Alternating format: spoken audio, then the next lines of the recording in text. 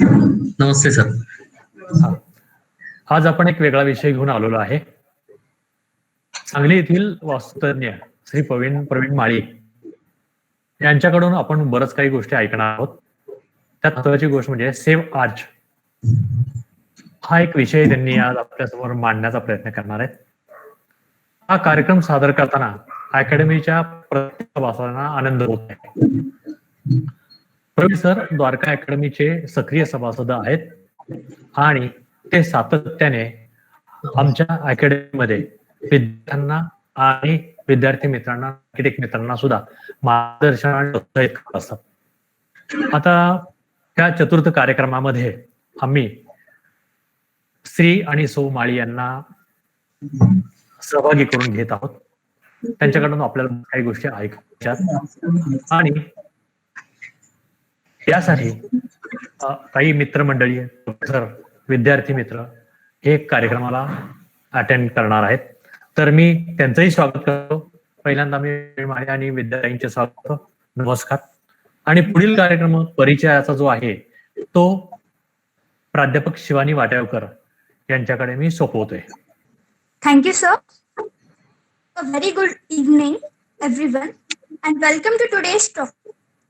Although the mundane objective of architecture is to provide a home or structure that is beautiful on the outside, living inside of that structure must also be an experience full of exciting aesthetic pleasures. The one which lets you enjoy and celebrate what each nature season brings you to the fullest. Zoje Vanchila Tote Lahu. According to this line of Sant Jnaneshwar, the house which is beautiful must also be affordable to everyone, and the person which brings all this together at our disposal is the architect Praveen Mari. Sir's articles have been published in several well-known newspapers. His interviews were aired on Kolhapur FM, Green FM, and Sangli Radio. Esteemed colleges and institutions have invited him to deliver his lectures and conduct workshops. Sir was awarded with Architect R.S. Berry Green Building Award in 2011 Kolhapur and Sumbaran Kalanidhi Award by Sumbaran Foundation Pune. His better half in all sense, being a civil engineer, Sir Vidya Mari complements him with her technical excellence. Working together, they exhibit a perfect blend of art, arts, and engineering. So, I hope this gives an absolute idea of our today's guests, and I would now request Architect Praveen Mari sir to take over the program. Thank you madam.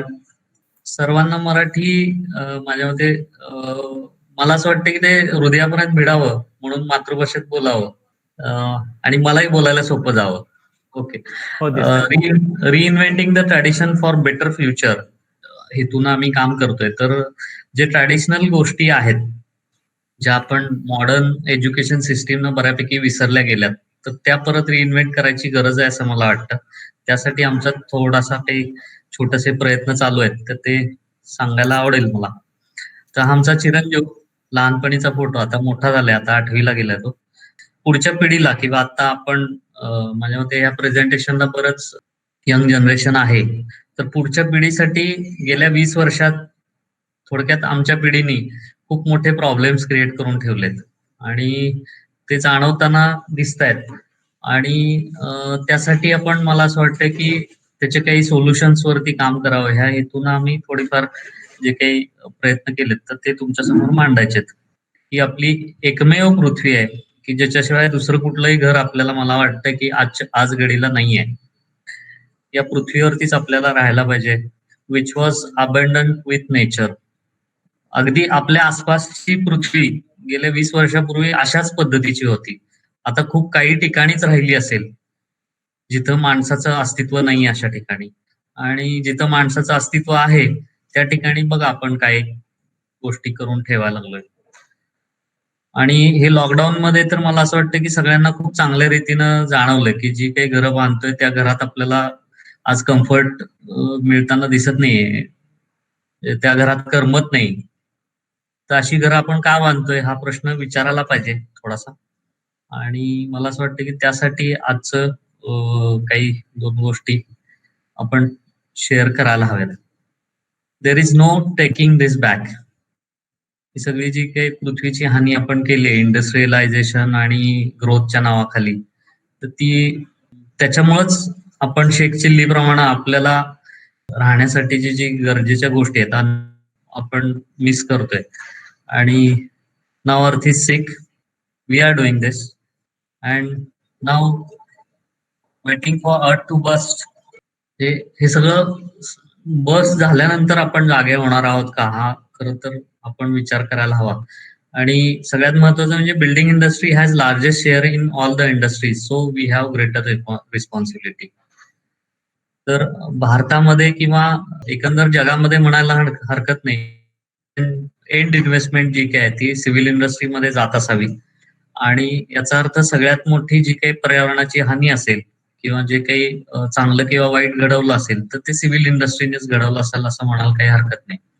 मला असं वाटतं की आपल्याला जे बालपण मिळालं, थोड्याशा आधीच्या पिढीच्या बाबतीत बोलूया, की ते बालपण आज आपल्या मुलांना देता येत नाही, ही खंत सगळ्याच जणांना असावी. कारण आपल्या घरात त्या चिमण्या यायच्या बंद झाल्यात किंवा पक्षी यायचे बंद झालेत किंवा एकंदरच निसर्ग आणि माणूस याचा जो प्रत्येक ठिकाणी आज जंगलातले प्राणी सगळे माणसांच्या मध्ये यायला लागलेत किंवा माणसांचा वावर तिकडे जास्त झाल्यामुळे त्यांना दुसरा ऑप्शन राहिलेला नाहीये. अशा बऱ्याच क्लॅशेस घडतायत निसर्गाबरोबर आपल्या. भूकंप होताना दिसत आहेत किंवा काही बाकीच्या पण निसर्गाच्या काही क्लायमेटीज घडताना दिसत आहेत आणि काही माणसाच्या याच्यामुळं पण घडत असावेत असं वाटतं. माणसाच्या अति प्रत्येक गोष्टी ढवळाढवळ करण्या निसर्गाच्या ढवळाढवळ करण्याच्या गोष्टींमुळे ह्या गोष्टी जास्त घडतायत असं वाटतं. So let's think of it, it is the first step towards green. म्हणजे ग्रीन बिल्डिंग वगैरे वेगळं तिकडं काही नसून कुठलाही US किंवा युरोपियन कंट्रीज मधनं ग्रीन गोष्टी होत्या आणि त्या पुनर्जीवित करायची आज वेळ आलेली आहे असं मला वाटतंय. And the second step is turning back towards tradition. ते ट्रॅडिशनल गोष्टींमध्ये ह्या सगळ्या गोष्टींची उत्तरं आहेत असावीत. कारण हजारो वर्षापासूनची जी काही पृथ्वी आहे आपली, ती आपल्याला अतिशय चांगल्या पद्धतीनं जुन्या पिढीनं आपल्यापर्यंत पोहोचवली किंवा चांगल्या रीतीनं दिली. पूर्वी असं म्हणलं जायचं की eat the interest keep the capital. म्हणजे ही तुमच्या पूर्वजांच्याकडून उधारीवरती, म्हणजे पूर्वजांच्याकडून पुढच्या पिढीसाठी उधारीवरती दिलेली आहे तुम्हाला आणि तुम्ही ती जपून वापरली गेली पाहिजे हे पूर्वी सांगितलं जायचं. आणि दुर्दैवानं गेल्या 20 वर्षात असं 20 काय किंवा इंडस्ट्रियलायझेशन नंतर आपण ह्या सगळ्या गोष्टी चुकीच्या दिशेनं पृथ्वीच्या नेलेल्या दिसत आहेत. थोडंसं मला असं वाटतं की आपण सगळे आर्किटेक्चरचे बरेच स्टुडंट्स आहेत, आर्टिस्ट आणि ह्या सगळ्या फील्ड मधले लोक आहेत. तर शहर आणि खेडी ह्याचा पण इथे एक कंपॅरिझन किंवा सांगायला गरजेची गोष्ट आहे. Good cities for all, a safer city, healthy city, planned city, green city, accessible city, beautiful city, a good city. Actually हे मी प्रेझेंटेशन एक यंग आर्किटेक्ट फेस्टिवल मध्ये I am a city changer as an architect तुम्ही तुमच्या शहरासाठी काय विचार करता यासाठी बनवलेलं होतं. आम्ही असं म्हणतो की city itself is a problem, it's like creating problem then solving it. तुम्ही बघितलं तर जगातल्या काही देशांची ही आकडेवारी आहे आणि ही आधीची आकडेवारी आहे. चायना हे 38% पॉप्युलेशन चायनामध्ये स्लम मध्ये राहतं, अर्बन पॉप्युलेशन. इंडियामध्ये 55% पॉप्युलेशन लिव्हज इन स्लम, बांगलामध्ये 84, पाकिस्तानमध्ये 73. म्हणजे एवढ्या मोठ्या प्रमाणातलं पॉप्युलेशन जेव्हा स्लम मध्ये राहत असेल तर शहर ही सोल्युशन कसं होऊ शकेल. तर शहर मला असं वाटतंय it's not a solution, it's like creating problem then solving it. आणि आपण आत्ताचा सुद्धा इंडियातला हाऊसिंग सिनारिओ आपण बघितला तर 35% पॉप्युलेशन हे अर्बन एरियाज मध्ये आजही आहे आणि 65% पॉप्युलेशन आजही रुरल एरियाज मध्ये राहते. पण हे सगळे अर्बन शिफ्टच्या मागे लागलेत. थोडंसं आता कोरोनामुळे उलट घडेल अशी आशा निर्माण झाली आहे. पण आजही बघायला गेलं तर आपण इथे हाऊसिंग शॉर्टेजचं एक कॅल्क्युलेशन दिलेलं आहे आणि हे 2011च्या सेन्ससचं आहे. 2011 नंतर 21चा सेन्सस आता व्हायचा होता, जो पोस्टपोन झालाय या गोष्टीमुळे, कोरोनामुळे. तर 24.71 मिलियन घरांची गरज होती त्यावेळेला आणि ज्यांचा मासिक इन्कम 3,300 रुपये EWS चा होता, LIGचा 3,300 वाढले असतील, पण अफोर्डेबिलिटीचा प्रॉब्लेम तेवढाच आहे, कारण महागाई वाढली. तर असं आपण बघितलं तर 24.71 मिलियन घरांची गरज आहे. त्यासाठी त्यावेळेला 361,000 करोड लागले असते. व्हॉटएव्हर हे सगळे हाऊसिंग शॉर्टेज आपल्याला अचीव्ह करायचे असतील, तर सगळ्यात महत्वाचं म्हणजे पहिल्यांदा आपण डिसेंट्रलायझेशनचा विचार केला गेला पाहिजे. सेंट्रलायझेशन मुळे देशापुढचे प्रॉब्लेम आपण खूप मोठ्या रीतीने वाढवून ठेवतोय.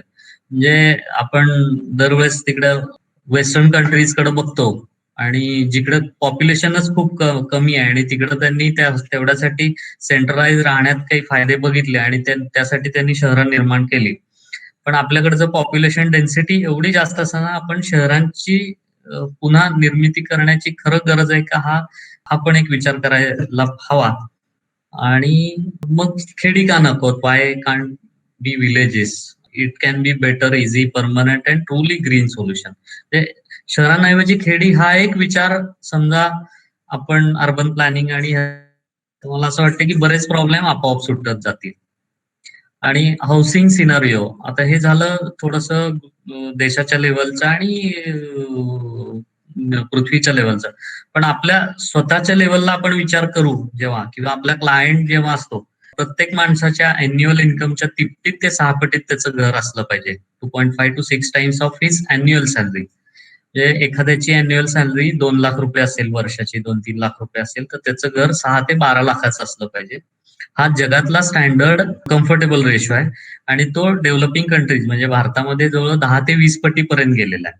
जे 2.5 ते 6 पटी म्हणजे 2 लाखाचं घर ज्याचं 6 ते 12 लाखात मिळायला हवं, ते 20 ते 40 लाखात जेव्हा मिळायला लागेल, तेव्हा तो माणूस फक्त बँकांची कर्ज फेडण्याव्यतिरिक्त इतर कुठलीही गोष्ट आयुष्यात सुखसमाधानानं करू शकत नाही. आणि ही सगळी मला असं वाटतं की देण आहे आपणा आर्किटेक्ट, इंजिनियर लोकांची देण आहे. And affordable shelter that is इनएडिक्वेट, adequate shelter that is unaffordable. हे आज घडीला आपण बघितलं तर गव्हर्नमेंट लेवलला आपण काय करत चाललोय, तर 400 स्क्वेअर फुटाचं घर, 250 स्क्वेअर फुटाचं घर, असे स्क्वेअर फूट एरिया फक्त अर्बन एरियाज मध्ये कमी करत चाललोय. Is it a solution? हा पण विचार करायला पाहिजे. तिथं नुसता स्क्वेअर फूट एरिया कमी केल्यानं प्रायव्हसी मिळेल का, त्यांना हेल्थ मिळेल का, ह्या सगळ्या गोष्टीचा परत विचार करायचा. नुसते कॉम्पॅक्ट हाऊसेस करून ह्याचे सोल्युशन मला नाही वाटत आहे की असे लोकांना आपण चांगलं राहणीमान देऊ शकू. त्यासाठी decentralisation is a first thing, then मग scrutiny of how, where and what is spent is the simple technique that we should adopt. कुठं काय कसं खर्च होतं हे समजा आपण थोडंसं कॅल्क्युलेशन केलं तर मला असं वाटतं की ह्या सगळ्याची सोल्युशन आपल्याला मिळू शकतील. थोडक्यात saving a rupees, earning a RuPay. In today's context saving RuPay that is earning 2 rupees for tomorrow. म्हणजे आज 1 लाखाचं कर्ज आपल्या क्लायंटनी काढलं त्याच्या घरासाठी, तर तो 2 लाख रुपये फेडतो. म्हणजे समजा एखाद्या व्यक्तीचा 15-20 लाखाची त्याची अफोर्डेबिलिटी असेल, तर त्यासाठी समजा 5 लाख रुपये जादा खर्च काढलं, तर त्याला ते 10 लाख रुपये जादा फेडायला लागतं आणि आधीच्या बाकीच्या पण इन्स्टॉलमेंट ह्या असतातच. तर मला असं वाटतं की हे सगळं आपण काही थोड्या गोष्टीमध्ये बदल करून अचीव्ह करू शकतो. तर त्या कोणत्या? तर थोडक्यात हायराईज बिल्डिंगसाठी आज आपण आरसीसी आणि या गोष्टीचा खूप जास्त प्रमाणात वापर करतो, रिइन्फोर्स्ड सिमेंट कॉन्क्रीट. तर खेडोपाडी मात्र जिथं आजही 65% जनता राहती, तिथे मात्र आपण लोड बेरिंग इमारती बनवायच्या तर बेसिकली आरसीसी म्हणजे भक्कम, ही विज्ञानावरची जी अंधश्रद्धा झाली आहे, हे खूप महत्वाचं वाक्य वाटतं. मला असं वाटतं की हे रिव्होल्युशनरी वाक्य असायला पाहिजे, की विज्ञानाचा आधार आपण अंधश्रद्धा निर्मूलनासाठी घेतोय. इथं मात्र विज्ञानावरती अंधपणे श्रद्धा ठेवून आपण चाललोय, की हे एज्युकेशन न दिलेलं एक अंधविश्वास आपण थोडासा दूर करायची गरज आहे. एनर्जी, आता ह्या सगळ्याचा रूट कुठे आहे, तर कॉस्ट आणि ह्या बाकी सगळ्या गोष्टीबद्दल. तर मला असं वाटतं की ते एनर्जी मध्ये आहे.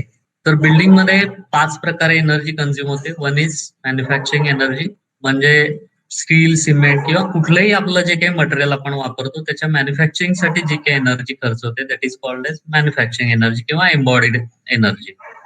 दुसरी म्हणजे ट्रान्सपोर्टेशन एनर्जी. त्या फॅक्टरी जितक्या लांब असतात रिसोर्सेस जिथे अवेलेबल असतात त्या ठिकाणी असतात. थोडक्यात देशात सगळी आपण भारताच्या एका कोपऱ्यात बनवतो, सिमेंट दुसऱ्या कोपऱ्यात बनवतो. कॉर्पोरेट इंडस्ट्रीच्या प्रॉडक्ट्स वापरले गेल्यामुळं ट्रान्सपोर्टेशन एनर्जी पण खूप जास्त प्रमाणात युटिलाइज करतो. आणि third one is construction energy. जे आज जी आपण टेक्नॉलॉजी स्वीकारतोय त्यामध्ये कन्स्ट्रक्शनसाठी लागणारी पण खूप एनर्जी सध्या कन्झ्युम होताना दिसते. त्यानंतर आली मेंटेनन्स एनर्जी. म्हणजे एवढे सगळं बनवून आपण जे काही घरं किंवा बिल्डिंग बांधतोय तर ते मेंटेन करायलाही सध्याच्या घडीला मला असं वाटतं पूर्वीपेक्षा जास्त एनर्जी लागते. हे आजही तुम्ही एखाद्या खेड्यातल्या साध्या घरात जाऊन बघितलं तर राहिलात तर उन्हाळ्यात ते घर आजही थंड असतं, थंडीत उबदारही असतं. म्हणजे काश्मीर पासून कन्याकुमारी पर्यंत एवढं व्हर्सटाईल क्लायमेट आहे आपल्या भारतामध्ये. आणि आपल्या पूर्वजांनी त्या क्लायमेटमध्ये त्या व्हर्नॅक्युलर आर्किटेक्चर मध्ये त्या क्लायमेट नुसार घरं डिझाईन केलेली आहेत. आणि आपण मात्र उलट काश्मीर पासून कन्याकुमारी पर्यंत एकसारखी घरं जी बांधतोय ही बरोबर आहेत का, हा प्रश्न विचारायला पाहिजे एज्युकेशननं किंवा मला असं वाटतं की यंग जनरेशननं. आणि शेवटची म्हणजे डिमॉलिशन एनर्जी. एवढ्या सगळ्या इमारती बांधून झाल्यानंतर पुन्हा ह्या निसर्गात मिसळून जाण्यासाठी वगैरे याच्यासाठी तर डिमॉलिशन एनर्जी मोठ्या प्रमाणात कन्झ्युम करायला लागते. आणि आपण हे बघितलं तर प्रत्येक मटेरियलसाठी काही एनर्जी खरं कन्झ्युम होती. म्हणजे बर्न ब्रिक असेल, स्टॅबिलाइज ब्रिक असेल, त्याचे काही हा डाटा आहे. त्याच्या डिटेलमध्ये न जाता आपण या चार्टमध्ये बघू शकतो की आरसीसी फ्रेम स्ट्रक्चर, समजा 2 मजली बिल्डिंग, आपण लो राईज बिल्डिंग बद्दल सध्या बोलूया कारण हायराईज आणि ह्या सगळ्यासाठी तो वेगळा विषय होईल. तर लो राईज आणि 65% जनता आजही ज्या खेड्यापाडी राहतेय तर त्या ठिकाणी काय सोल्युशन देता येईल याच्याविषयी मला असं वाटतं की थोडंसं जास्त काम करायची गरज आहे. तर आरसीसी फ्रेम स्ट्रक्चर 2 मजली जेव्हा आपण बिल्डिंग करत असू, 100 स्क्वेअर मीटरची समजा बिल्डिंग असेल तर 421 गिगा ज्युएल एवढी 100 square metre around 1000 square feet बिल्डिंगसाठी एनर्जी कन्झ्युम होती. आणि तीच इक्वेलंट टू कोल काढली तर 21 टन्स ऑफ कोल लागेल एवढी एम्बॉडीड एनर्जी आपण खर्च करतो. ही 21 टन्स ऑफ कोल. त्यानंतर लोड बेरिंग स्ट्रक्चर आपण समजा घेतलं तर ते 2 मजलीच घर असेल तर ती 15 टन्स ऑफ कोल पर्यंत आपण रिड्यूस करू शकतो. किंवा काही stabilise mud block, filler slab, terracotta tile, terracotta floor वगैरे अशा काही गोष्टी टेक्निक्स वापरल्या तर 8 टनापर्यंत रिड्यूस करू शकतो. आणि स्टॅबिलाइज मड ब्लॉक, रिन्फोर्स टाईल वर्क म्हणजे फिलर स्लॅब्स वगैरे, सिमेंट फ्लोअर किंवा कोबा या गोष्टी केल्या तर 4.75 टन पर्यंत आपण रिड्यूस करू शकतो. दॅट इज ही फक्त एम्बॉडीड एनर्जी आहे. म्हणजे ह्या सगळ्या टेक्निक्स वापरून आपण मॅन्युफॅक्चरिंग एनर्जी एवढ्या मोठ्या प्रमाणात सेव्ह करू शकतो. ट्रान्सपोर्टेशन तर खूप मोठ्या प्रमाणात सेव्ह करू शकतो कारण हे सगळ्या टेक्निक्स आहेत ह्या तिथल्या लोकल मटेरियल मधनं बनतील. आणि of course cost of the building is always directly proportional to energy required for the building. जे आपण समजा बघितलं तर समजा आपल्याला पैसे वाचवायचे असतील तर त्यातलं एनर्जी कन्झम्पशन कमी झालं तर आपोआपच पैसे वाचतील. आणि नॉर्मली आपण ग्रीन बिल्डिंग म्हणजे काय केलं जातं की solar, wind, hydro power, biomass हे सगळं झालं की ग्रीन बिल्डिंग झाली असा एक गैरसमज किंवा अशा पद्धतीनं रेटिंग सिस्टीम पण डिझाईन केल्या गेल्यात. म्हणजे बाकी बिल्डिंग बांधण्यासाठीच्या ज्या गोष्टींमध्ये आपण खरं तर खूप काम करायला हवं तिथं काम न करता त्या रेमेडीज केल्या जातात आणि ग्रीन बिल्डिंग रेटिंग्स घेतले जातात. मला असं वाटतं त्याच्यावरती पण खूप विचार करायची गरज आहे आज. म्हणजे खूप चांगला इम्पॅक्ट दिसण्याच्या दृष्टीनं निसर्गाच्या प्रती. तर then energy saving is the cheapest way of energy generation. म्हणजे आजच्या घडीला आपण जैतापूरसाठी बांधतोय, जैतापूर किंवा ॲटॉमिक एनर्जी जी गरजेची नाही अशासाठी म्हणतोय. मला असं वाटतं की ते त्या एनर्जीच्या मागे लागण्यापेक्षा प्रत्येक बिल्डिंग मध्ये एनर्जी कशी वाचवली जाईल ह्याच्यावरती काम खूप सोपं आणि सहज होऊ शकतं. एक साधं उदाहरण सांगतो. आपल्या जुन्या घरात पूर्वीच्या काळी वरच्या बाजूला स्लिट्स असायच्या की त्या स्लिट्स वापरून गरम हवा हलकी होऊन वर जायची. तर साध्या ह्या स्लिट्स प्रोव्हाइड केल्या हॉट अँड ड्राय वगैरे रिजन मध्ये किंवा हॉट अँड ड्राय क्लायमेट मध्ये कोर्टयार्ड वाली घरं केली की जिथे गरम हवा हलकी होऊन वर जाईल सेंटरची आणि आपोआप वायुविजन चालू होईल. या सिंपलच्या गोष्टी ज्या आपल्या ट्रॅडिशन मध्ये अनुभवात आलेल्या होत्या हे एका क्षणात बाजूला सरून आपण आर्टिफिशियली कम्फर्ट घेण्याच्या दृष्टीने जो प्रयत्न करतोय तो थोडासा टाळला तर मला असं वाटतं की खूप काही अचीव्ह करू शकू. तर energy saving is the cheapest way of energy generation. अजून एक आर्च, सेव्ह आर्च, मगाशी सरांनी म्हणलं त्याप्रमाणे आम्ही हा प्रयत्न थोडासा करायचा चालू आहे की आजच्या घडीला जी आरसीसी वापर करतो त्यामुळं बीम, स्लॅब हे सगळे फ्लॅट हॉरिझॉन्टल मेंबर्सचा वापर जास्त करतो. बघितलं तर हा जो बीम आहे हा 32 फूट स्पॅनचा बीम आहे आणि या 32 फूट स्पॅनच्या बीम साठी जी एनर्जी लागली ती साधारणपणे आपण कॅल्क्युलेट केली तर ती 32 गिगा ज्युएल एवढी energy and equivalent to coal it was 1.6 tons of coal एवढी आपण एम्बॉडीड एनर्जी खर्च केली. आणि तीच समजा आर्च घेतली आणि ही पण 32 फूट स्पॅनची आर्च आहे, आपल्या एका पुण्याच्या प्रोजेक्ट मध्ये केली आहे. 0.4 टू 1.2 टन्स ऑफ कोल लागेल एवढी एनर्जी या आर्च साठी कन्झ्युम होऊ शकते. ही वेगवेगळी काय आहे तर आम्ही काही वेगवेगळ्या मटेरियल मध्ये काढून बघितली होती. तर 0.4 म्हणजे स्टोन मध्ये काढली, लॅटराईट मध्ये काढली किंवा ब्रिक्स मध्ये काढली. तर ह्या वेगवेगळ्या मटेरियल मध्ये काढली त्यामुळे ही 0.4 टू 1.2 टन्स एवढी व्हेरी आली. आणि ह्याचं तरी सुद्धा सेव्हिंग बघितलं तर 25 ते 75% सेव्हिंग आपण एका बीमच्या ऐवजी आर्च घेतल्यामुळे करू शकतो. असं जस्ट इमॅजिन करा की भारतामध्ये जेवढे काही स्ट्रक्चर बनवतोय त्या सगळ्यांमध्ये आपण आर्चचा वापर वाढवत गेला तर किती प्रचंड प्रमाणात आपली एनर्जी वाचेल. आणि हे खूप सोपं आहे. आणि ह्या सगळ्या आर्चेस बांधण्याच्या टेक्निक्स मला वाटतं की गावोगावी होत्या. आजही प्रत्येक गावात गोबर गॅसचा डोम बांधणारे गवंडी आहेत. तर मला असं वाटतं की थोडंसं आपण ते एक्सप्लोर करायला हवं, त्यासाठीचे काही वर्कशॉप्स घ्यायला हवेत, त्या ट्रेनिंग द्यायला हवेत. या सगळ्या गोष्टी केल्या तर प्रचंड प्रमाणात आपली एनर्जी सेव्ह होईल, जास्त दिवस टिकणारी घरं बांधू शकू, बिल्डिंग बांधू शकू. अजून एक उदाहरण द्यायला आवडेल, आता इथं बरेच आर्टिस्ट पण आहेत. तर मी एका आर्टिस्टच्या वर्कशॉपला गेलो वाईमध्ये. तर वाईमध्ये जुन्या काही बिल्डिंग आहेत तर नवीनही काही बिल्डिंग आहेत. एक माझ्या मते 300 एक आर्टिस्ट आले होते आणि 99% आर्टिस्टनी जुन्या बिल्डिंग पेंट केल्या आणि अगदी 1% सुद्धा नाहीच समजा नवीन बिल्डिंग पेंट कराव्याशा वाटल्या नाहीत आर्टिस्टला. तर एक मला असं वाटतं की एक आर्किटेक्ट म्हणून समकालीन आर्टिस्टला समकालीन आर्किटेक्चर आवडत नसेल तर ही जबाबदारी स्वीकारायला काय हरकत आहे एक आर्किटेक्ट म्हणून. मला असं वाटतं हा आपला पराभव नाही का एक आर्किटेक्ट म्हणून, की आपण निर्माण केलेल्या इमारती आपल्या समकालीन आर्टिस्टला आवडत नसतील, त्या पेंट कराव्याशा वाटत नसतील तर आपण ह्या का निर्माण करतोय. म्हणजे आता या स्लाइड मध्ये आपण 2 इमारती दाखवल्यात. ते म्हणजे एकाच बिल्डिंग साठीचे 2 अल्टरनेटिव्ह दिले होते आम्ही क्लायंटला. हे एक कराडमधलं घर आहे की जे एक्झिस्टिंग स्ट्रक्चर होतं, ग्राउंड फ्लोअरचा स्लॅब वगैरे होता, त्यालाच पुढे एक्सटेन्शन आणि हे करण्यासाठी हे 2 प्रपोजल दिले गेले होते की एक मॉडर्न आणि एक ट्रॅडिशनल. मला असं वाटतं की या मॉडर्न घरामध्ये इलेव्हेशन साठी कॅन्टिलिव्हर काढणं, कॉस्मेटिक आर्किटेक्चर करणं, या सगळ्या गोष्टी केल्या गेल्या होत्या. इनफॅक्ट खरं तर अजून एक गमतीची गोष्ट सांगतो की हे डिझाईन मी केलंच नव्हतं, आम्ही केलंच नव्हतं. आमचा जो 3D करणारा व्हिज्युअलायझर आहे त्यांनीच ते केलं होतं. पण तो करताना त्याच्या हे डोक्यात नसणारच आहे ऑब्विसली की याला किती स्टील लागेल, याला किती खर्च जाईल. पण आपल्या क्लायंटला ह्या सगळ्या म्हणजे आपण जेव्हा बिल्डिंग डिझाईन करतो नॉर्मली असंच होतं की 3D केलं जातं. That is mostly cosmetic architecture वापरतो आपण. आणि इथे ह्या मात्र अल्टरनेटिव्ह मध्ये आम्हाला हे स्लोपिंग रूफ जे द्यायचं होतं की त्याच्यामुळे भिंतीवरती पाणी कमीत कमी पडेल, भिंती ओल्या होणार नाहीत किंवा गरम पण होणार नाहीत. तर अशा काही गोष्टी यामधल्या इंटरेस्टिंग आहेत. आणि मला जेव्हा आम्ही ह्या 2 गोष्टी कम्पेअर करतो तर ही बिल्डिंगची कॉस्ट आज जवळजवळ 50-60 दुर्दैवानं क्लायंटनी ही मॉडर्न बिल्डिंग सिलेक्ट केली आमच्या दुर्दैवानं. अशा इतरही जे काही प्रोजेक्ट आपण केले होते मी पुढे सांगेन, तर त्यामध्ये बरंच कॉस्ट सेव्हिंग पण अचीव्ह करू शकतो. तर स्टील, सिमेंट आणि या गोष्टीच्या कन्झम्पशन मुळे याची कॉस्ट जास्त येऊ शकते. तर उत्तरं सोपी आहेत. गांधीजींनी म्हणल्याप्रमाणे 5 किलोमीटर परिसरातलं मटेरियल वापरून आपण व्हायला हवी. आणि केरळला लॉरी बेकर आपल्या सगळ्यांना माहित आहे की भारतीयांना सातत्यानं सांगत राहिले की तुमचं आर्किटेक्चर हे खूप छान आहे, सुंदर आहे, तुम्ही ते जतन करा. आणि त्यांचं हे स्केच आहे, in Himalaya this house is good, first class architecture, don't lose it, don't change it, be proud of it.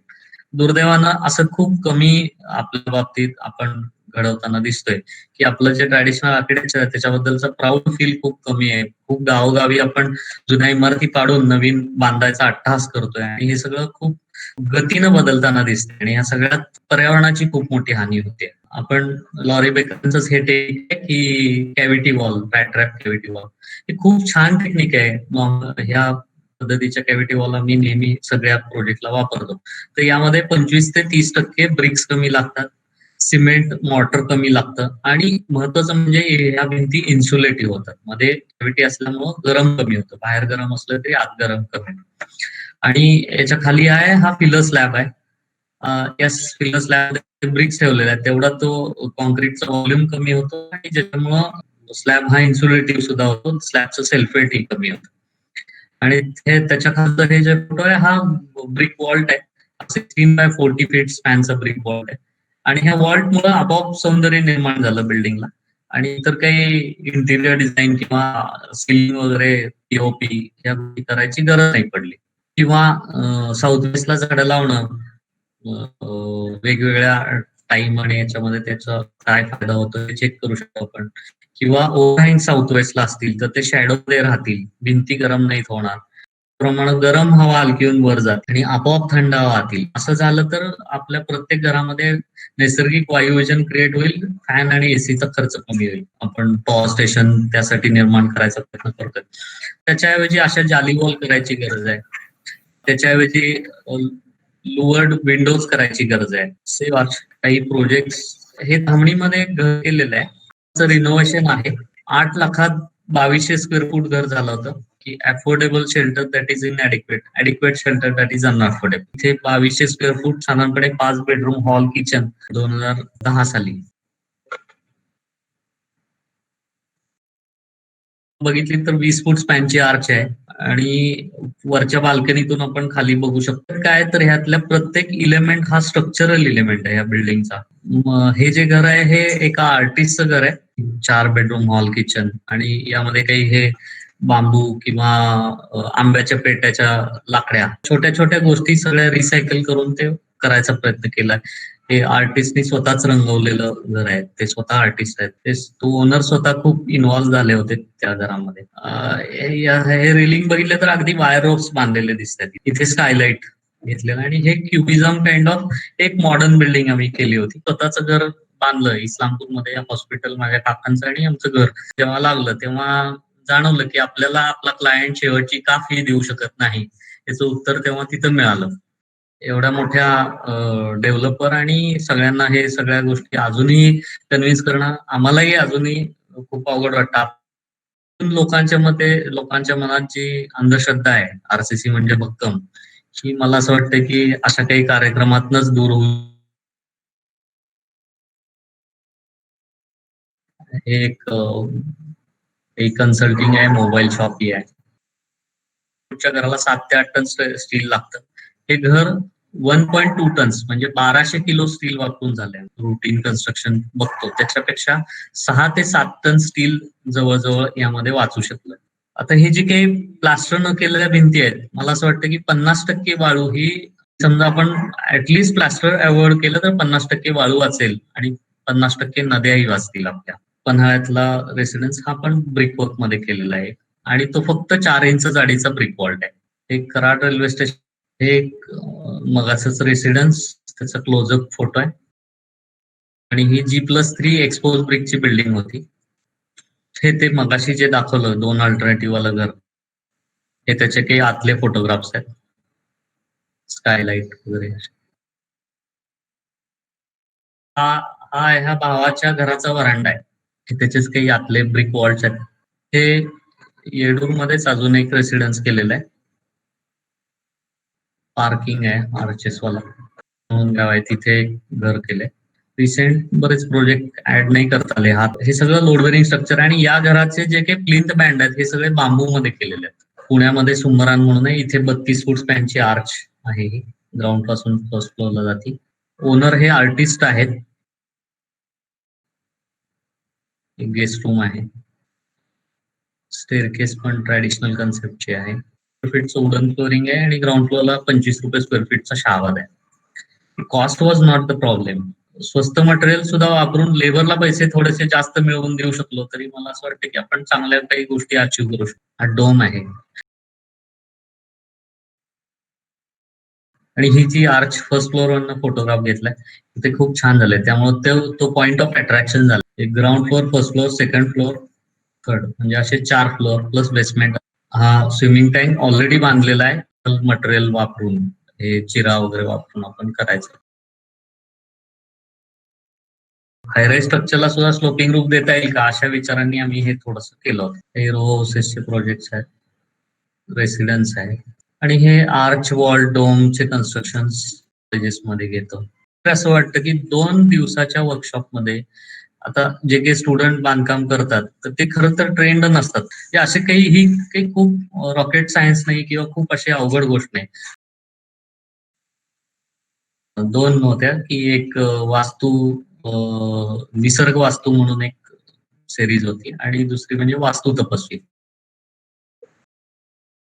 Thick line in the sense it consumes more energy, more resources and line of magic is an arch and let's save arch within architecture. आपण समजा arch वाचवली तर energy वाचेल, environment ही वाचेल, ray of life in the world of lifeless structures. Thank you very much. Praveen, एक खूप सुंदर विटेचा आविष्कार आहे. त्यामुळं म्हणजे तुझी बरीचशी कामंही मी पाहिलेली आहेत. आपल्याला एकत्र काही कामं नितांत सुंदर आणि जिव्हाळा देणारा अनुभव आहे असं माझं मत आहे. हो, थँक्यू. आणि सर म्हणजे मग जर ह्या क्लॅडिंग ब्रिक नाहीयेत आणि आपण बाहेरून जर दोन्ही गोष्ट ब्रिक केल्या जात आहेत, एक्सपोज ब्रिक, तर बाकी सगळं डिटेलिंग पण आधीच खूप क्लिअर करणं गरजेचं होत आहे. हो, खरंच आहे. म्हणजे प्लॅनिंग स्टेजला आपल्याला थोडक्यात ब्रिक आणि ब्रिक डिझाईन करून घ्यायला लागते. बरोबर. तर आपण म्हणजे चांगलं प्रोजेक्ट अचीव्ह करू शकतो.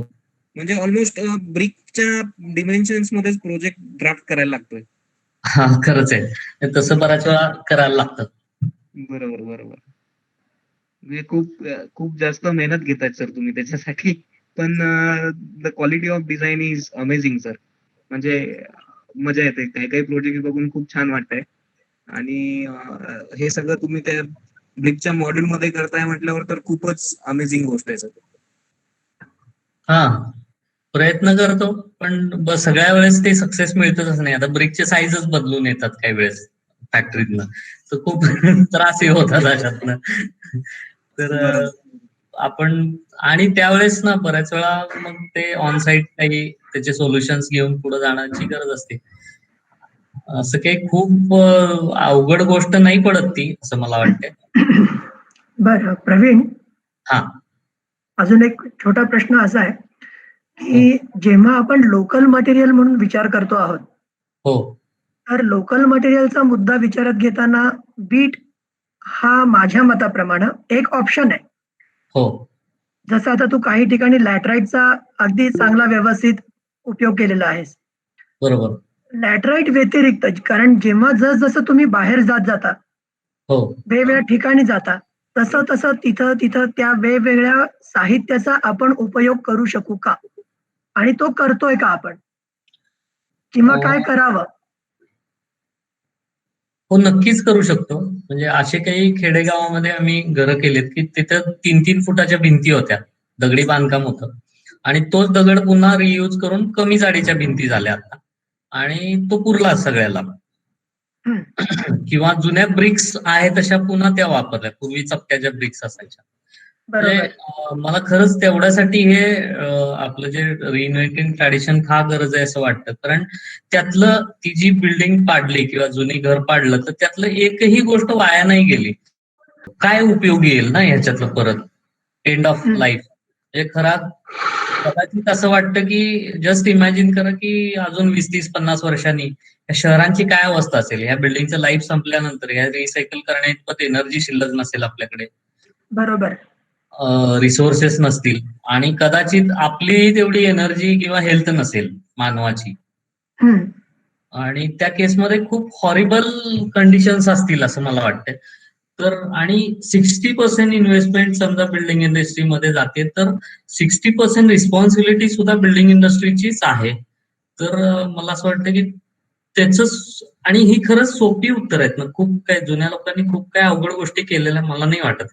ठीक आहे, आता आपली लोकसंख्या वाढली आहे, हे आहे ते आहे, आपण जे काय म्हणतो.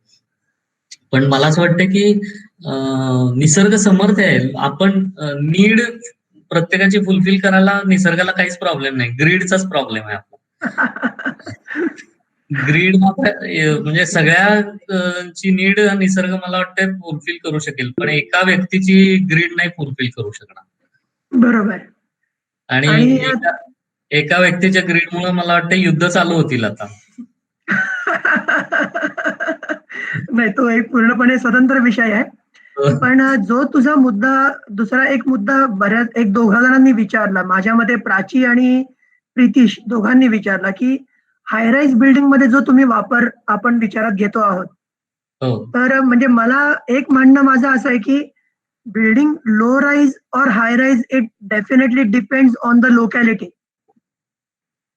म्हणजे जसं आता आपण एक ज्या ज्या ठिकाणी आपण बांधकामं करतोय किंवा करू घातलेलो आहोत, तर शेवटी कमर्शियल स्पेस मध्ये तुम्ही असं करू शकणार नाही कदाचित की बाबा नाही मी लो राईज मध्येच राहीन. नाही नाही. पण जपान जेव्हा मी व्हिजिटला गेलो होतो, सो हा, Japan has already started a multi disciplinary and multi storeyed tower only in wood. बर.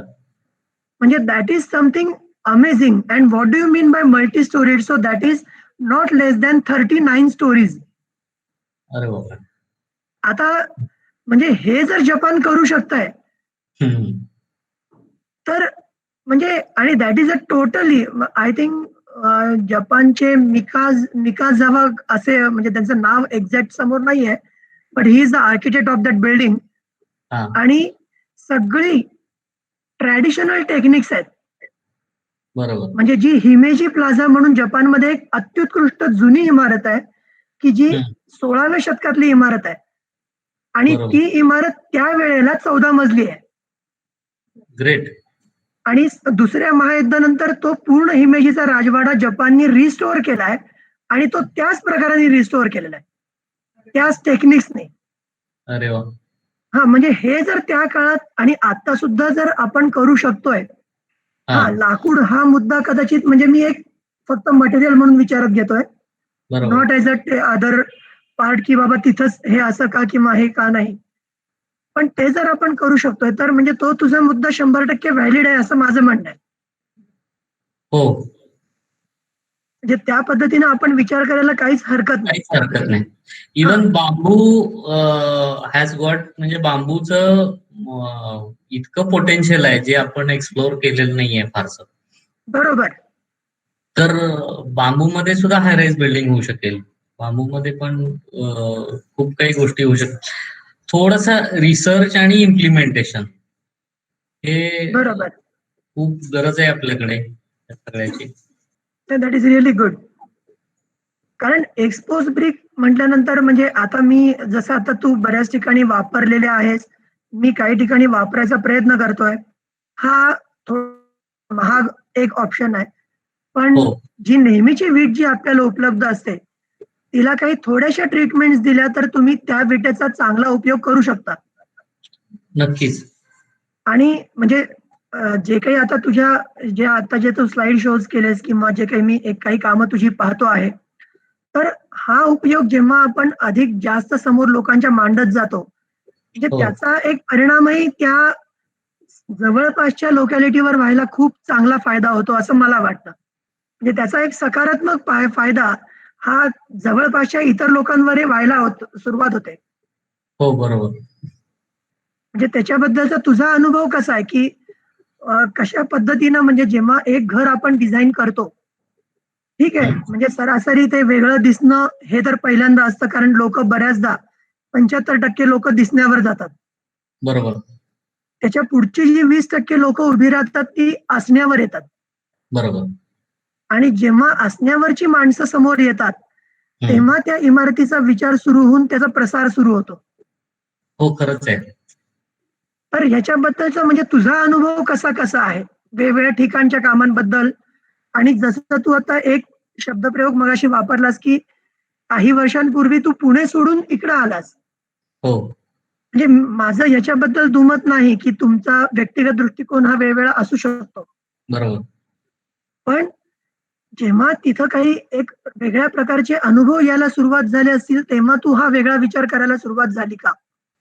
क्लायंटला आधी आर्किटेक्ट ही संज्ञा माहित नसती आणि मग त्याच्यामध्ये पण पुण्यात अशी काही कामं करणं म्हणजे त्यापेक्षा आपण थोडस छोट्या शहरांमध्ये जायला हवं आणि यामध्ये ही काम करायला हवं. ही व्यक्तिगत थोडीशी ती इच्छा होती. म्हणजे इव्हन बर. याच्या पुढची अशी इच्छा होती की शेतात आपलं ऑफिस असलं पाहिजे. शेती करत करत आपण आपल्या स्टुडंटनी आपण शेती करावी आणि आपण ही प्रॅक्टिस आमेन आमेन. असे असे असे काही ड्रीम कन्सेप्ट होते पण जे काही गुड. जमले नाहीत म्हणा किंवा अजून तरी अचीव नाही झाले. तर हा कसं याला रिस्पॉन्ड करतात तर खरं आमच्याकडे आता हे कसं आहे आम्ही थोडंसं सोशिओ एंटरप्रेनरशिप करायचा प्रयत्न करतो. म्हणजे एक 50-60% क्लायंट आमचे 10-20 लाखाच्या बजेट मधले राहतात आणि एक हा 30-40% क्लायंट हे थोडेसे जास्त बजेटवाले ज्यांचं काम करून आपल्याला अदरवाईज पोटपाणी भरणं पॉसिबल होतं. तर काय होतं की अशा क्लासला जेव्हा आपल्याला सर्व्हिस द्यायची राहती तर तेव्हा थोडंसं चॅलेंजिंग हे राहतं की चांगलं काम करणं आणि कमी बजेटच्या कामात फी किती मिळणार आणि तुम्ही किती काम करणार असं सगळा ती तारेवरची कसरत असते. तर बरोबर. थोडस आता त्या गोष्टी चांगल्या इन द सेन्स असं आहे की लोकांना पण पटायला लागल्यात आणि बरेच खेडोपाडचे लोक आता आमच्याकडे असे येतात की तुमचं ते विटांचं स्लॅबवालं घर आम्हाला हवंय. उत्तम.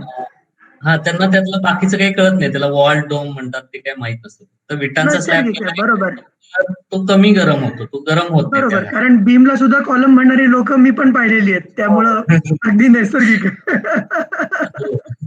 खरंच आहे.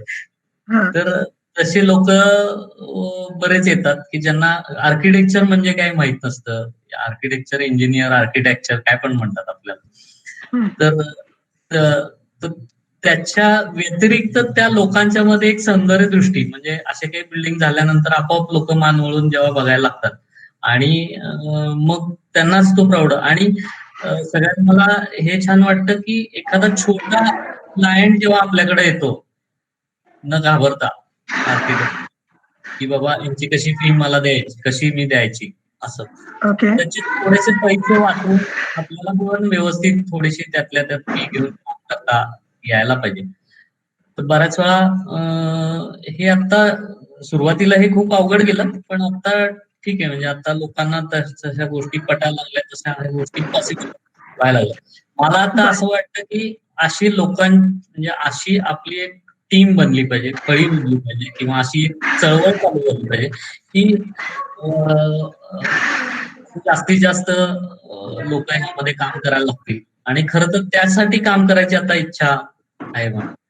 मला असं बरोबर. वाटतं फक्त टेक्नॉलॉजीवरती जरी आपण काम करू शकलो तरी अगदी. खूप मोठं स्कोप आहे. स्कोप म्हणण्यापेक्षा गरज आहे ती आज समाजाला. माझ्या मते तुझं आत्ताचं हे उत्तर अजून एका मोठ्या प्रश्नाचं पण उत्तर ठरू शकतं कदाचित की हा.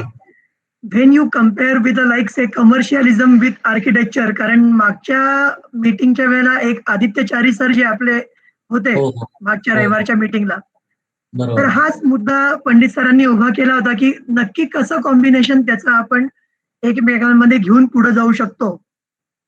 कारण शेवटी एक मुद्दा जो मला प्रॅक्टिकली थोडासा वाटतो की अगदी मान्य की कला हे प्रांगण वेगळं आहे.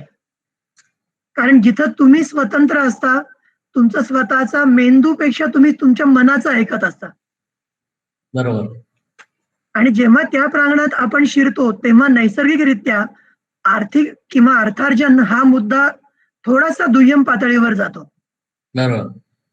पण तेव्हा म्हणजे तेव्हाचा तुझा एक ज्याला आपण ठाम भूमिका ज्याला म्हणू शकतो, तर ती साधारण काय स्वरूपातली राखतोस की एखादी व्यक्ती आता मी छोटं किंवा मोठं म्हणजे मी ह्या शब्दात नाही म्हणत, पण हा. माझं म्हणणं आहे की जेव्हा एखादी व्यक्ती मला ह्या स्वरूपातलं काम पाहिजे अशा आशयाने जेव्हा तुझ्या समोर उभी टाकते तेव्हा तुझा त्या व्यक्तीकडे बघण्याचे 2 दृष्टिकोन असतात. अरे चला, मला एक चांगलं काम करण्याची संधी मिळाली, हा पहिला. नंबर हो. 2, की जो नैसर्गिकरित्या सगळ्यांच्या पोटापाण्याचा प्रश्न आहे, की अरे मला ह्याच्यातनं साधारणरित्या एवढा एवढा पैसा उभा राहतो. बरोबर. कारण शेवटी ती गरज आहे, म्हणजे मी नाकारत नाही ते गरज. बरोबर. म्हणजे माझं म्हणणं असतं, की ह्या दोन्हीचीही योग्य ती सांगड जेव्हा आपण घालायचा प्रयत्न करतो, हो. म्हणजे मी त्याला कॉम्प्रोमाइज हा शब्द मुद्दामून नाही वापरत आहे, because that is not a compromise. That is is not. The kind of understanding which is very essential in between our needs and the clients needs. बरोबर आहे. And needs are always multi disciplinary. त्या तर सगळ्या तिथं तुझा कसा म्हणजे दृष्टिकोन असतो, काय स्वरूपाने तू सामोरा जातोस त्या कामांना? म्हणजे हा प्रश्न विचारण्याचा एक जरा हेतू तुला सांगतो मी. आपल्या ग्रुपमधले बरेच जण पुणे, मुंबई या बाजूची लोक आहेत. बरोबर. म्हणजे which are the people are having such kind of conceptualisation जिथं मिनिटांवर पैसे मोजले जातात. बरोबर. त्या परिस्थितीमध्ये आपण ह्या गोष्टींना कशा पद्धतीनं तोंड देणं आवश्यक आहे, का आपण त्याला पूर्णपणे नाकारायचं आणि वेगळा दृष्टिकोन अवलंबायचा? ऍक्च्युली हे सगळं पॉसिबल आहे, हे आमच्या विद्या मॅडमच्या मुळे पॉसिबल आहे. हे माझं तर आहे. नक्कीच, तू भक्कम पाठिंबा असल्याशिवाय तू करू शकणार नाहीस. होय. आणि फायनान्शियल मॅनेजमेंट सगळी त्यांच्याकडे असल्यामुळं मला थोडासा तितकासा काही टेन्शन त्याचं कधीच येत नाही. आणि मी आपलं हे काय म्हणायचं, एक कलाकार म्हणून काम करू शकतो. हा. आणि खऱ्या अर्थानं त्या बरोबर मागं बसलेल्या आहेत. मी म्हणूनच म्हणतो, तो दिसतोय भक्कम पाठिंबा. भक्कम पाठिंबा आहे. भक्कम आम्हाला आज दिसलं ते. ते कसं आहे, थोडक्यात आम्ही दोघंही अशा विचारांचे आहोत की थोडस साधं राहणीमान ठेवलं की मग सोप्या राहत जातात गोष्टी आपल्याच. म्हणजे ओके. मग खूप सारी कामं करायला नाही लागत. मग खूप काही त्रास पण घ्यायला नाही लागत. थोडं आपणच आपलं राहणीमान कसं ठेवायचं. म्हणून तर मी पुण्याहून इकडं शिफ्ट व्हायचा हा एक हेतू आहे. मगाशी म्हणलं की तिथं 10 लाख कमवणं, इथं 1 लाख कमवणं. शेवटी काय आहे, आपण जे काही पैसे कमवतो ते कुठं खर्च होतात, आपण समजा हिशोब काढला, गेल्या लॉकडाऊन मध्ये आता 2 महिन्यात कळाला असेल, आपल्याला बेसिक जगायला फारसे पैसे लागत नाही. बरोबर. जगायचं की पळायचं हे ठरवता आलं पाहिजे. हा, तर अगदी जगाय बरोबर.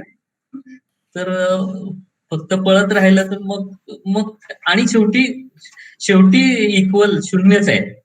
जे काय आहे ते शून्यच आहे. अगदी बरोबर. तर सोपं आहे ते. आम्हालाही तसं म्हणजे म्हणायला सोपं आहे, पण करायला अवघड आहे, पण मजा आहे त्यात पण. Very nice. उत्तम. पंडित सर. हा सर. तर मी मगाशी म्हणत होतो की ते मला अगदी शब्द खरे ठरतायत आता, की सिव्हिल इंजिनियर आणि आर्किटेक्चर यांचा सुयोग आणि सुविद्य संगम आहे हा. या दोघांची जोडी म्हणजे. आणि म्हणजे आज प्रवीण माळी सरांच्याकडे जर बघितलं तर ती कला आहे, आणि विद्याताईंच्याकडे बघितलं तर तो टेक्नॉलॉजी आहे. त्या दोघांचाही मस्तपैकी आविष्कार झालेला आहे, आणि ते आपल्याला कामातून बघायला मिळतं त्यांच्या. बरोबर आहे की नाही? Sir sorry to interrupt. Manjit Patil यांचा एक प्रश्न ऍक्च्युली मगासपासून त्यांनी म्हणजे विचारलेला आहे, तुम्हाला फक्त मी रीड आउट करते. प्रवीण सर तुमच्यासाठी आहे. I really like the idea of discontinuing the subscription of magazine to improve design thinking, but as per me it is important to analyse star architect projects to improve and learn. So sir, whose work do you analyze or look in detail? My work. Whose work? My Achha, work. okay. Sorry. कारण आपल्या चुकातनच आपण शिकत गेलो तर खूप म्हणजे तेवढं इतरांचं work आपण समजावून घेऊन, म्हणजे व्हिज्युअली ह्या गोष्टी आपण जरूर करत असतो, पण मला असं वाटतं की त्याचे बाकीचे सगळे ऍस्पेक्ट समजा जेव्हा आपल्याला स्टडी करायचे असतील, आपल्या कामातले खूप ऍस्पेक्ट आपण स्वतःच जेव्हा रिथिंक, आपण त्या घरात पुन्हा जेव्हा जातो डिझाईन केलेल्या, बऱ्याच वेळा कसं होतं की आपलं सध्याचं आर्किटेक्चर खूप फोटोजेनिक आहे. मग जसं मी म्हणलं की मॅगझिन बंद केले, तसं मॅगझिनला द्यायचंही बंद करून टाकलं. कारण ते मॅगझिनला देण्यासाठी म्हणून परत फोटोजेनिक आर्किटेक्चरकडे आपण जातो. मला असं वाटतं की ते फोटोजेनिक आर्किटेक्चर मी माझ्या घरात बघितले की आज कोणीही तसं वापरत नाही. म्हणजे मी अख्खी एक 6 बाय 7 फुटाची रिव्हॉल्विंग विंडो केली आहे, छान फोटोजेनिक आहे, छान तिथून वारा येईल वगैरे असे छान सेक्शनल डिटेल वगैरे काढले होते. पण आज कोणीही ती खिडकी उघडून वापरली जात नाही. तिथे सगळं म्हणजे तशा पद्धतीनं ती नीडच नसेल क्लायंटची. तर हे आपल्या आर्किटेक्चरल हट्टापायी आपण क्लायंटला किती म्हणून प्रॉब्लेम मध्ये आणायचं हे थोडस जेव्हा आता काही वर्षाच्या प्रॅक्टिस मधून जाणवायला लागलं. आणि अशी काही कामं म्हणजे मी एक उदाहरण सांगतो की अशी मला म्हणजे एक कामं आवडायची अशी ती माझ्या काकांना म्हणून दाखवायला घेऊन गेलो मी, असं घर बांधायचंय आपल्याला म्हणून. आणि त्या घरामध्ये गेल्यानंतर म्हणजे खूप मोठे आर्किटेक्ट आहेत, त्यांनी केलेलं घर आहे. आणि तर त्या घरात गेल्यानंतर ते क्लायंट त्या वास्तूला शिव्या घालत होते. आणि ज्यामुळं माझ्या काकांना मी कन्व्हिन्स करू शकलो नाही की आपल्याला असं घर बांधायचंय. तर मला म्हणजे आणि त्यावेळेस मात्र खूप हट्टी असतो आपण. मी त्यावेळेसही हट्टी होतो आणि त्यावेळेस तसं घर बांधलंही. पण आज नंतर असं जाणवतंय अरे तेव्हाच म्हणजे त्या क्लायंटनी त्या आर्किटेक्टला शिव्या घातल्या होत्या, त्या जरा आपण ऐकल्या असत्या तर आपल्याला आता शिव्या खायला लागल्या नसत्या.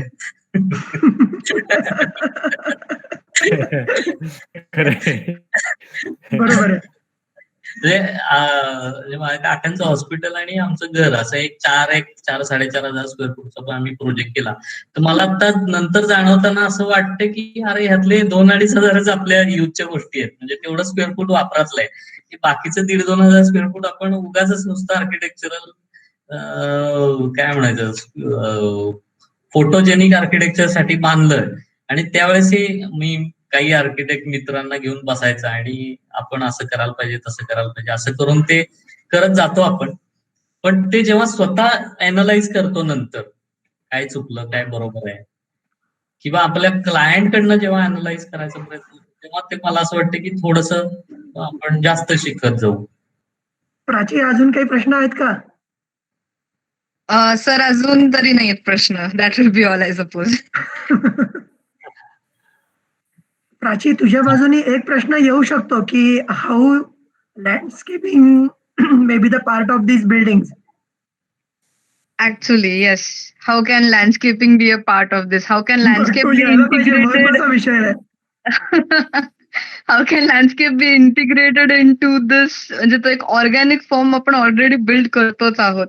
So how can landscape be a part of this? कारण काय आजकाल म्हणजे I won't reveal the name, पण आमच्या आता असे काही कामं चालू आहेत की ज्याच्यामध्ये लिटरली त्यांना ग्रीन फसाड्स हवे आहेत. पूर्ण RCC structure, again high rise building with shear columns, आणि they want the facades to be green.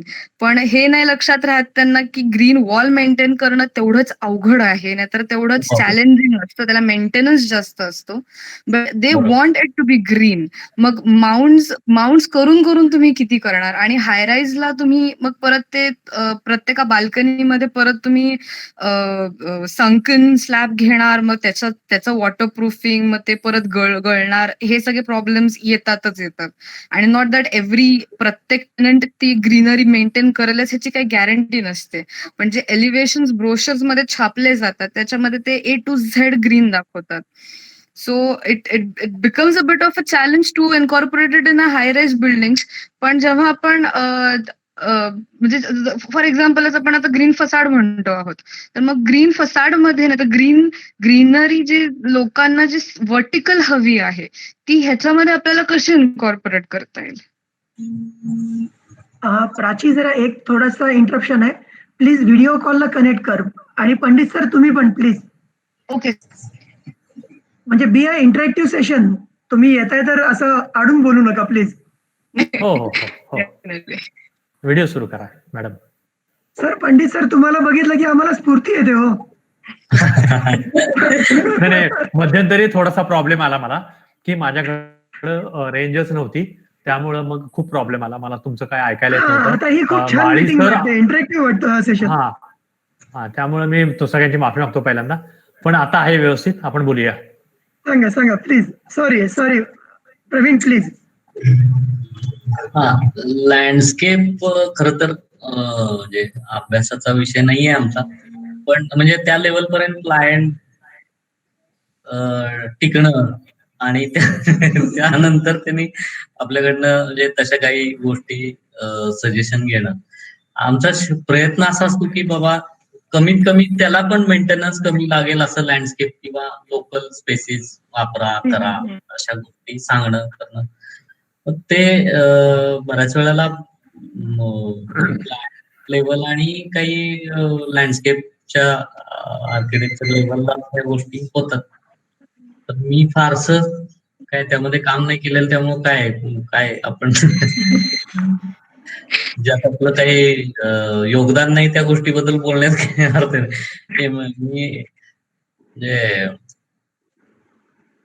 मेथीची भाजी म्हणून शेंगाचे वेल उपटून आणणारा माळी आहे मी.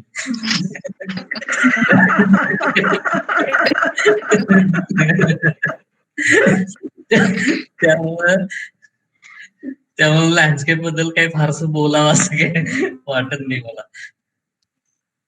बरोबर.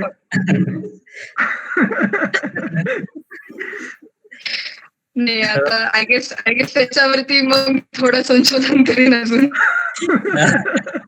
नाही, खरंच आहे. एकदा शेतात गेलो होतो लहानपणी शाळेत असताना, आणि मेथीची भाजी म्हणून शेंगाचे वेल, शेंगाची पानं तशीच असतात मेथीच्या ती उपटून आणली होती घरी. मी त्याच्यावरती थोडस काहीतरी संशोधन काहीतरी रिसर्च हे करून I definitely get back to you on that. That's good. Mali sir, हा, खूप छान झालं आज आणि मनमोकळेपणाने गप्पा झाल्या.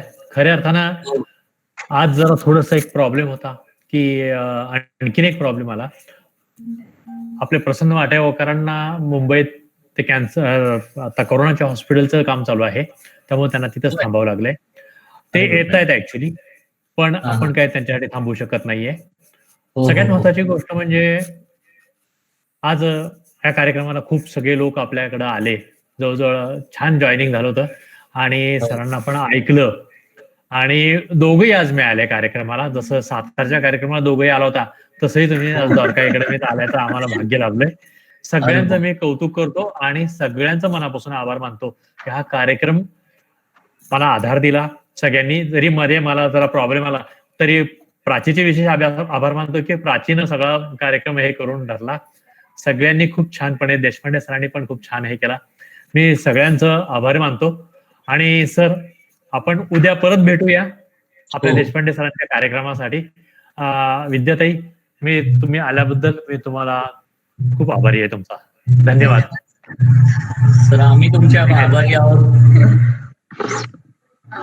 नाही सर, आपण अकॅडमी तर्फे मी तुम्हाला तुमचे आभार मानतोय. मी तुम्ही अकॅडमीचेच आहात, अधिकार आहे तुमचा, आणि तुमची हे प्लॅटफॉर्म आहे, हे सगळं अकॅडमी तुमचे आहे. मला तुमचं सहकार्य पाहिजे. धन्यवाद सर. धन्यवाद. थँक्यू. Thank you all. थँक्यू.